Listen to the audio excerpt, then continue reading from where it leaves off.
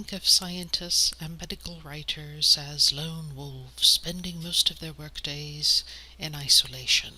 However, medicine and research are, more often than not, team efforts. Frontline healthcare definitely requires a great deal of collaboration and cooperation with others. Therefore, good project management skills are important for you to develop as you advance in your career. The dictionary definition of a project is an individual or collaborative enterprise that is carefully planned and designed to achieve a particular aim. In a medical writing setting, this aim may be publishing a paper, obtaining a research grant, implementing a public health campaign, or conducting an in-service session. Whatever your aim, you'll need to establish a plan and identify the resources you'll need for success. According to the Project Management Institute, the term project management is defined as the application of knowledge, skills, tools, and techniques to project activities to meet project requirements. I don't know why there's no mention of people in that definition, but you will need them too.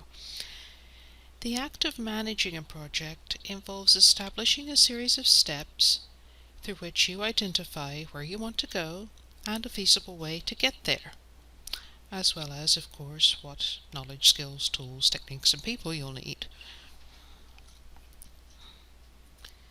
Here you can see an illustration of a project life cycle. It's circular because when we get to the 360-degree point, we've completed the project and are ready to begin anew. That doesn't mean repeating the same project again, but taking what we've learned and applying it to new experiences or new projects. You'll notice that the life cycle identifies 4 distinct phases: initiation, planning, execution, and closure. Initiation begins with getting an idea for a project. Once you have the idea, you've got to work out how to make it a reality, and that's where planning begins. A plan could be a simple one-page document or email, or it could be dozens or even hundreds of pages long. However, the one thing all successful projects have in common is that they begin with a plan. Not all plans will require all these components, but most of them will identify stakeholders, define the scope, acquire resources, establish a schedule, and report on progress. The first is identify stakeholders. This is a good point to explain what stakeholders are. Again, according to the Project Management Institute, they are people or organizations that are actively involved in the project or whose interests may be positively or negatively affected by execution or completion of the project. A stakeholder may also exert influence over the project and its deliverables. Well, isn't that nice and wordy? Sometimes these definitions are better explained through example. Back in 2006, the city of Cincinnati decided to expand one of its streets, Dixmuth Avenue, which meant that the houses lining the north side would need to be torn down. The city invoked the eminent domain rule to buy the houses and subsequently raze them to the ground. Good Samaritan Hospital, located on the south side of Dixmuth Avenue, paid part of the costs involved in expanding the street. There were many stakeholders in this project, such as hospital and city officials who were actively involved in the project, and there were others whose interests were affected by the project's completion. Those who were positively affected were the construction crews who raised the homes and worked on expanding the street. Those who were negatively affected were the people who lost their homes.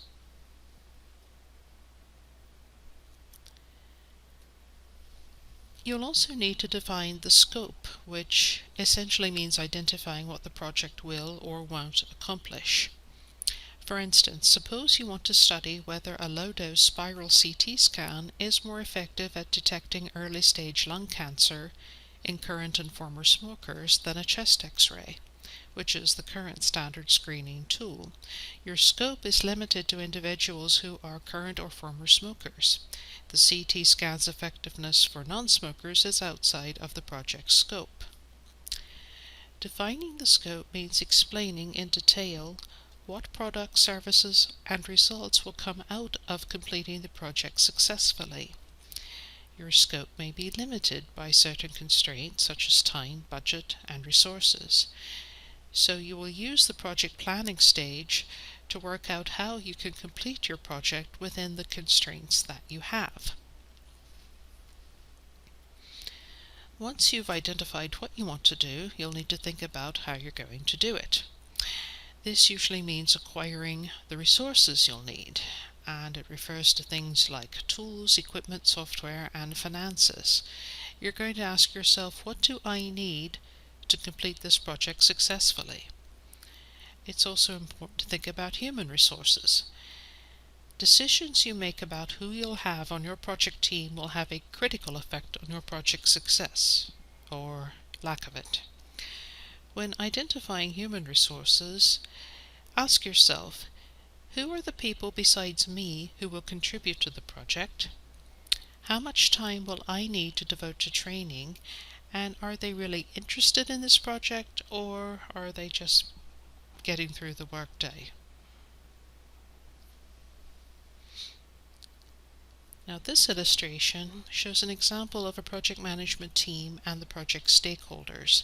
Not only do we have a team and a team leader, who is usually the project manager, but we have the other departments and individuals involved in completing the project, so you may need to incorporate their involvement into your project plan. You'll also need to establish a schedule with a work breakdown structure.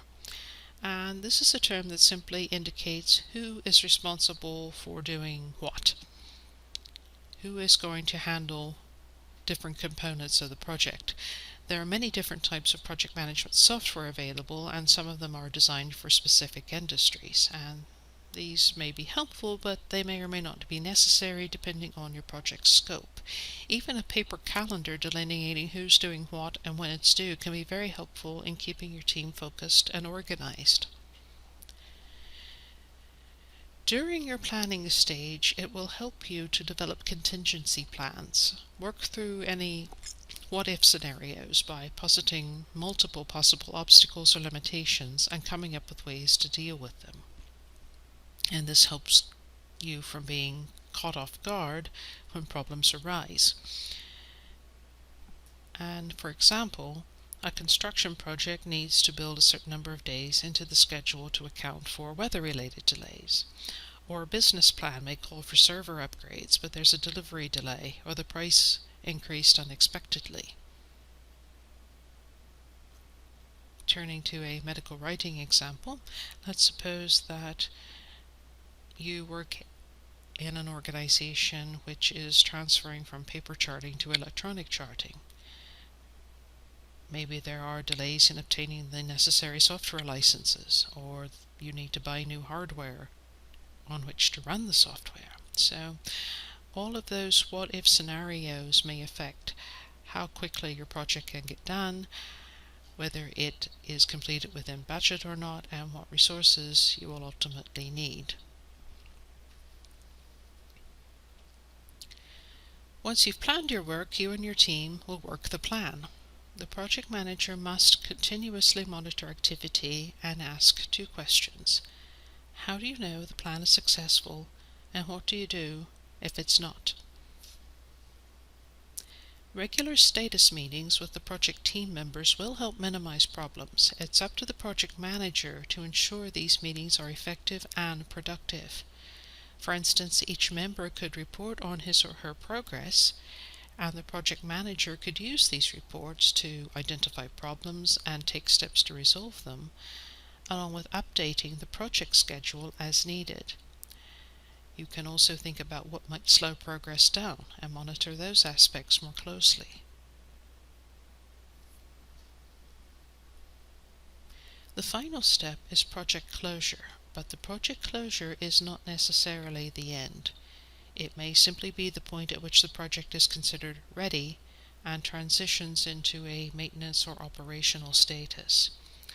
Upon completion, meet with your project team and reflect on what you accomplished. You can also discuss lessons learned, which involves sharing useful knowledge on completing the project and the results that transpired. You and your team may come up with process improvements that will make your next project even more successful. You can't do it by yourself.